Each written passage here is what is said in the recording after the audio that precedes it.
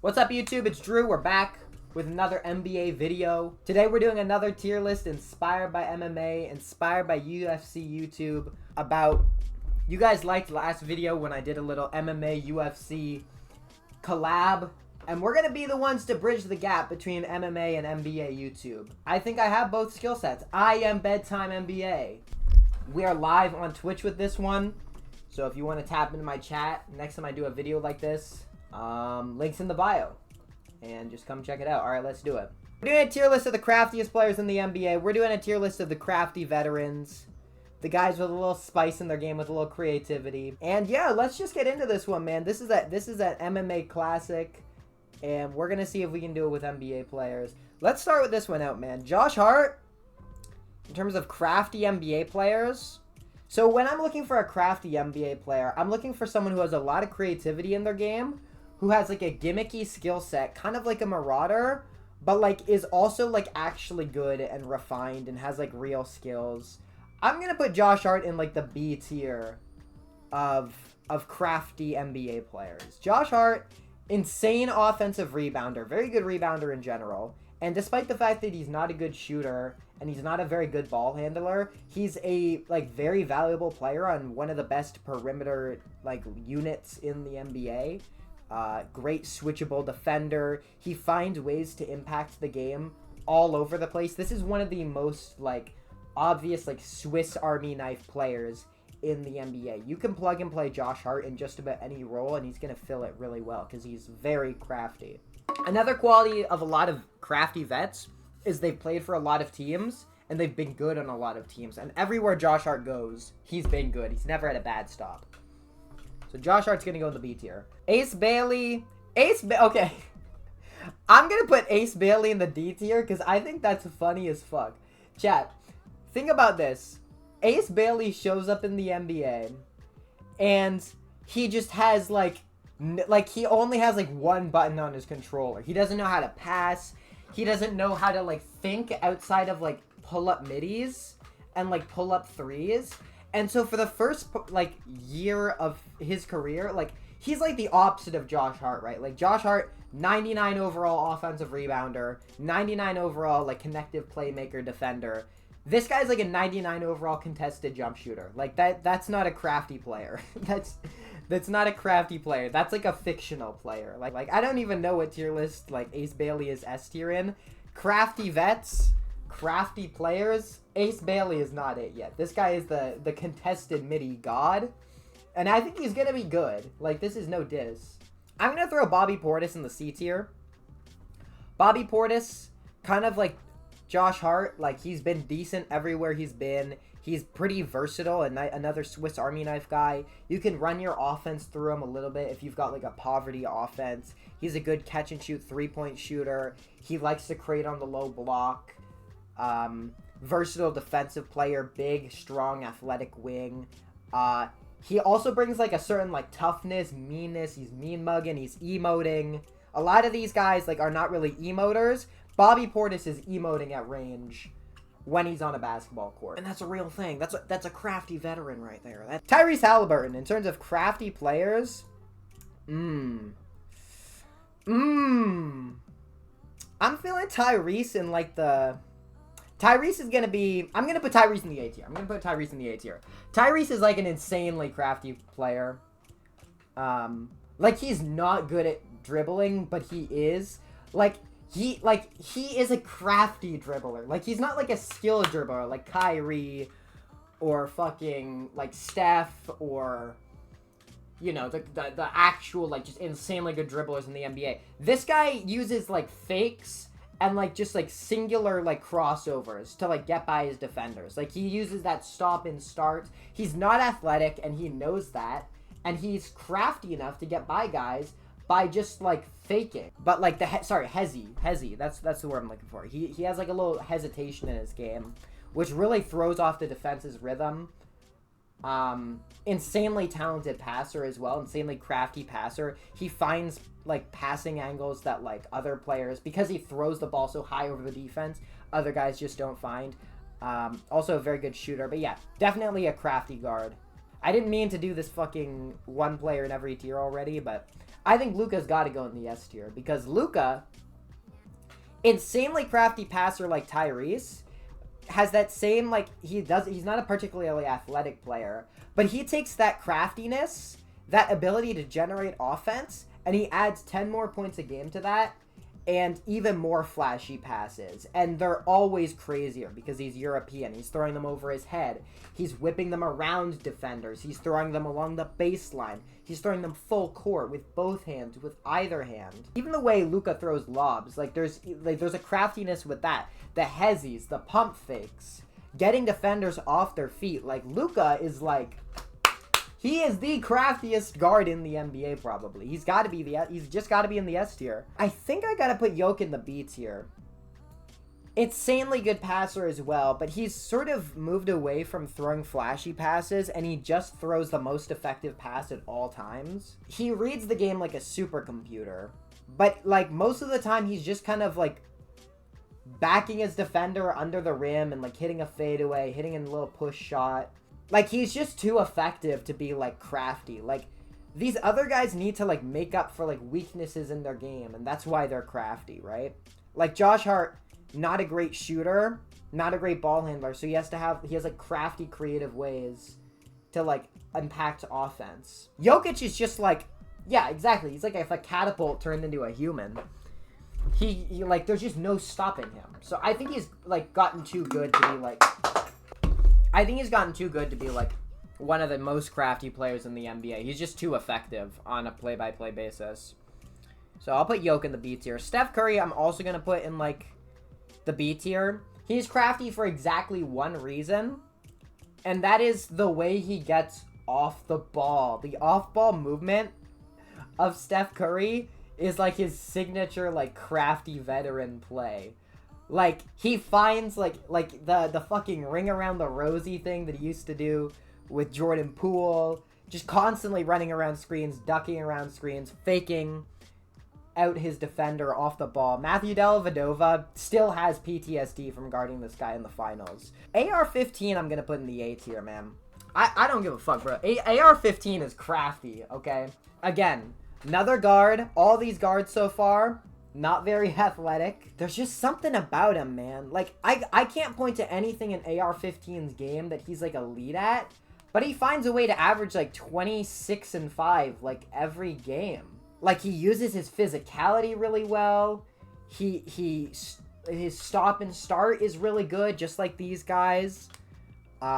He's a good passer, but he's not, like, a sick passer. He's a creative passer as well who can find small gaps, but he never throws, like, crazy, like, highlight passes. Every once in a while he'll throw a little behind the back, though, especially in transition. He'll throw out some flashy passes. Yeah, man, I definitely put Austin Reeves in the A tier, though. This guy, he's got some serious craftiness in his game. I'm very curious to see what his ceiling is. A lot of people think he can get to, like, an all-star level. I think he's kind of, like, what he is now is kind of what you're gonna get. Nico Batum is a vet. You know, he is the poster boy for, like, the crafty vet, I guess. Nico Batum I'll put in the C tier. He's a crafty vet in the sense that, like, he knows when the time is right for him to, like, insert himself in the offense. He knows when the time is right to, like, start, like, impacting the game. Start hitting catch-and-shoot threes, start cutting, start playing lockdown defense. If you want to throw Nico Batum in the last 5 minutes of a playoff game, you can trust him to put up some crafty veteran stats. Because he doesn't feel the pressure. Because he's been around the block. And that's a crafty veteran. That's a guy, again, capital V, versatility, does everything well. Good connective passer. Not super athletic. Not a super good ball handler anymore. But he hits his catch-and-shoot threes. He defends. He plays with an edge, a grit, a toughness. He's been in the league for, like, a million years. So I can't put Nico Batum in the D tier. I'm definitely going to put him in at least the C tier. Honestly, you could make a case for the B tier for him as well. TJ McConnell is going in the S tier. I'm sorry. TJ McConnell has to go in the S tier. This fucking guy, he's not the flashy passer that Luka and Tyrese are. But the fact that this 6'1" miniature human being plays in the same sport as all these people is, like, strictly because of how crafty he is. The fact that he can get inside the paint, like, just in the fictional ways that he does, the fact that this guy can run an offense, he just plays with toughness. He makes the right reads. He knows when to force his own offense. He knows how to get around bigger defenders and flip the ball off the backboard from underneath the rim to create space, using the rim to create space, using his body and using the inertia of bigger players to create space in the mid-range. He's got a killer midi. That's crafty. He finishes inside with toughness with either hand through contact. That's crafty. And he's literally got a signature move. He's got the inbound steal. So I think TJ McConnell is like he might be the craftiest player in the NBA, because with the lack of physical gifts that he has to be like as good as he is. He's great. Everyone loves TJ McConnell. I should put that on this USB stick. I'm going to keep TJ McConnell in the S tier. Cade Cunningham, I'm going to put in the B tier. He can finish with either hand, amazing passer, good mid-range shooter. Every play he makes looks like it's going to go wrong somehow. Like, I always get nervous when I'm watching Cade. I always think that the other shoe's going to drop and he's going to go back to missing all his layups and missing all his jump shots and not being, like, an impactful winner. But, like, he was awesome this season. And he, again, a guard who's not super reliant on athleticism, but, like, that stop-start game is really important to him. He can score in the mid-range. He uses his physicality really well. He does kind of have a signature move when he backs you down and he spins off of your body. Naz Reid, A tier for sure. He knows all the tricks of the trade. Super versatile big, stretched big. Very creative ball handler. Very fun to watch in the open court. I love when Naz Reid gets going, because when he pump fakes, gets his defender in the air, you have no idea what's going to happen next, because he's got all the moves in his toolkit. I'm actually gonna bump him down to the B tier. He's not as much as like a crafty player as these guys are. He's not as much as a high IQ like game processor or high IQ like winner, but he's just got like a ton of moves. He's got a ton of counters. He's just very creative. There are very few centers in the NBA that play like Naz Reid. His combination of ball handling. He doesn't use his physicality that much, but he can turn off his shoulder and hit a little mid-range shot. He can hit catch-and-shoot threes in a phone booth. The way he gets off his jump shot and how quickly he gets it off is very underrated. Just in terms of his scoring versatility, he's very crafty. So I'll put Naz Reid in the B tier. I'll put him below these guys, though. I'll put him like here. Jordan Poole. Oh, God. I'm going to put him in C tier. He's, like, funny creative. He's funny crafty. You'll see him shoot shots from the floor. You'll see him take on, like, 3-on-1 triple teams. He'll take on the whole team and throw up an air ball from 25 feet. He's got some craft. He's got some creativity in his game, but it doesn't always end well. Like, I don't know about all the moves he's pulling out. Like, all these guys are, like, crafty, but they're also winners. Jordan Poole is, like, just not. Jordan Poole is just the craftiness. Is this base Poole or in front of women Poole? Well, if Poole sees a baddie, then it's a different story. Jordan Poole with baddies is, like, here. But, like, Jordan Poole, because he's playing in Washington. Ooh, Zion. Not super crafty either, actually. I'd probably put Zion, like... I'm going to put Zion in the D tier, honestly. He's good and he's effective. But, like, he's not, like, a particularly creative player at all. He kind of has, like, one move. And that one move is just very, very effective. But, like, everything else he's kind of bad at. Like, he doesn't really find ways to impact winning other than just, like, bulldozing downhill. And he's kind of got, like, one animation for that. That's pretty much all he's got. But that's no diss to Zion. Like, I think he's probably going to be an all-star this year if he's healthy. Jimmy Butler is, like, A tier, top of A tier crafty. He knows how to score in the mid-range better than almost any player in the NBA. And that's some crafty veteran shit. He also knows how to get in your head. He'll dig in defensively, draw charges, get you pissed off if you're being guarded by him. He likes to get in your head. That's a crafty veteran move. Good passer. Not an insane passer, though. Super clutch. Like a lot of these guys, he's a good playoff performer. These are all crafty veteran skills.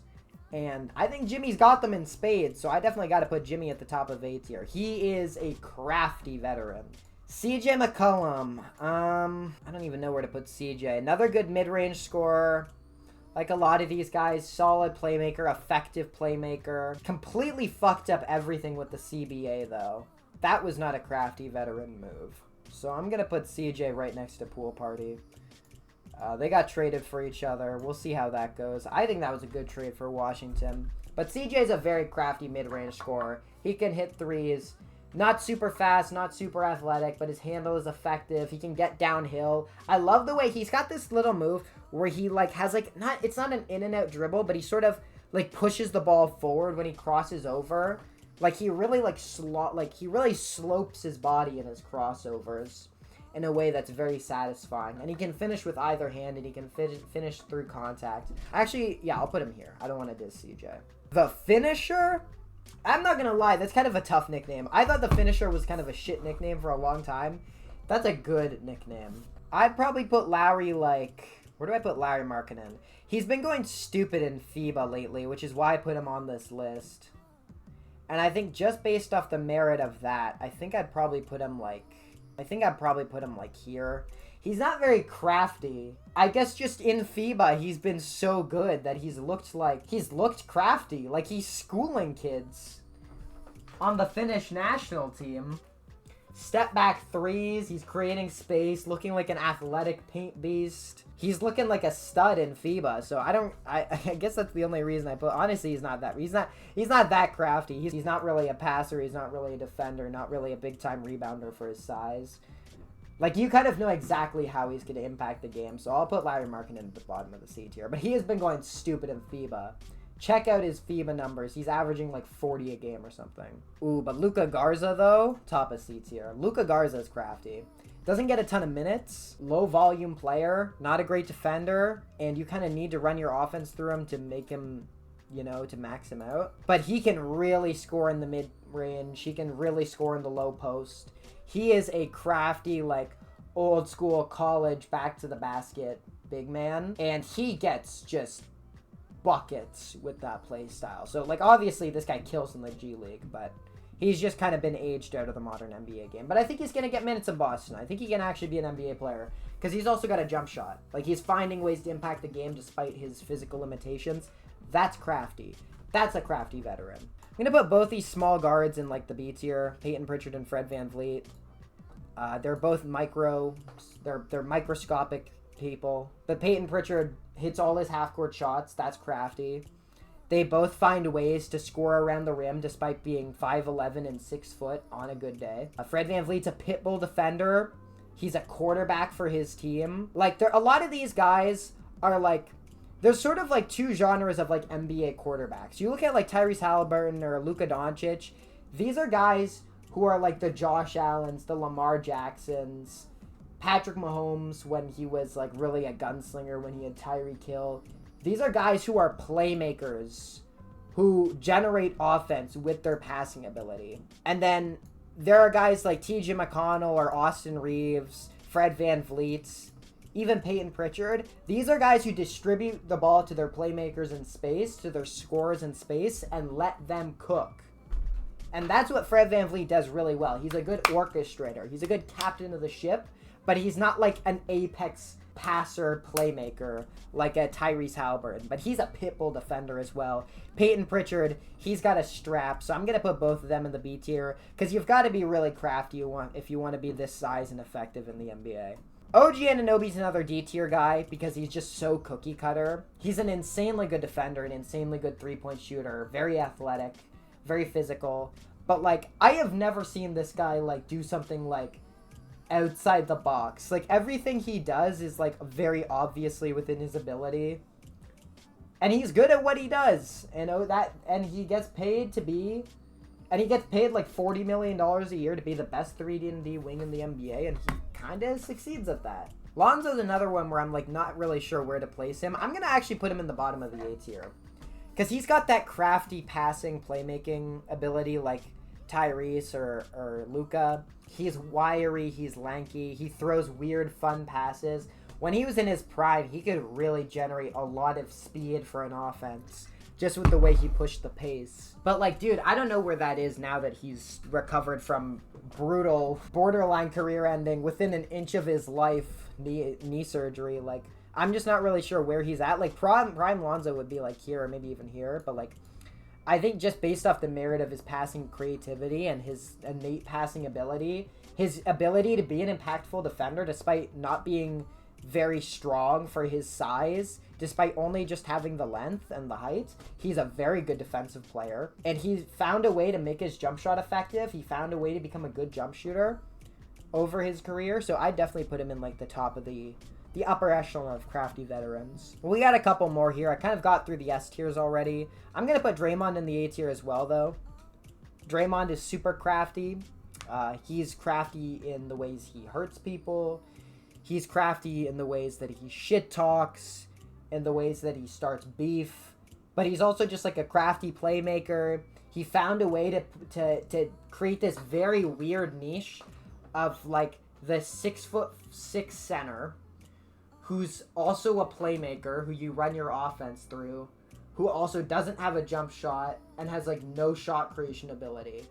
But like he's such a smart passer and he's such a smart connective player. He's like the greatest role player of all time. So I don't really think I can put him lower in the craftiness tier list than the A tier, because he is like sort of by definition like a crafty veteran. That's sort of like what he built his career off of, you know, finding ways to impact the game in which no other player really has to the same degree with the same skill set he has.